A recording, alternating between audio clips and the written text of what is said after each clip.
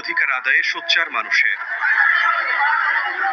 এই মুষ্টিবদ্ধ হাত আর হাজারো ব্যানার প্ল্যাকার্ডের শানিত স্লোগান বঞ্চনার বিরুদ্ধে। এভাবেই মিছিল, সমাবেশ আর আলোচনায় শ্রমিক পদচারণায় শুক্রবার সকাল থেকে মুখর জাতীয় প্রেস ক্লাব সহ রাজধানীর পুরান পল্টন, বিজয়নগর। ন্যায্য মজুরি, নিরাপদ কর্মপরিবেশ, কর্মঘণ্টা ৮ ঘণ্টা নিশ্চিতের পাশাপাশি দুর্ঘটনা ঘটলে সুষ্ঠু বিচার নিশ্চিতের দাবি জানান মে দিবস পালনের সমবেত মানুষ।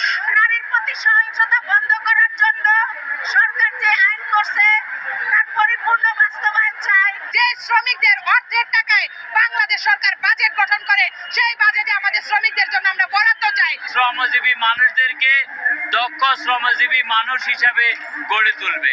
৮ ঘন্টার পর আমাদেরকে ওভারটাইম দিতে হবে, আমাদের সরকারি ছুটি পূর্ণ বহাল রাখতে হবে। আমাদের অনেক টর্চার করা হয়। গার্মেন্টস ফ্যাক্টরিতে এখন আর আগের মতো শান্তি নাই। কথায় কথায় আমাদের হাজিরা কেটে নেওয়া হয়। শ্রমিকদের জন্য আগামী দিনে যে মজুরি বোর্ড নির্ধারণ করা হবে, সেখানে ন্যূনতম মজুরি ৩০,০০০ টাকা করতে হবে। ২৪ গণ অভ্যুত্থানের পরে আমাদেরকে বলা হয়েছিল বৈষম্যহীন বাংলাদেশ উপহার দেওয়া হবে, কিন্তু আমরা কি আদৌ পেরেছি সেই বৈষম্যহীন বাংলাদেশ? আমরা খেটে প্রতিষ্ঠান সচল রাখি, কিন্তু আমাদের বেতন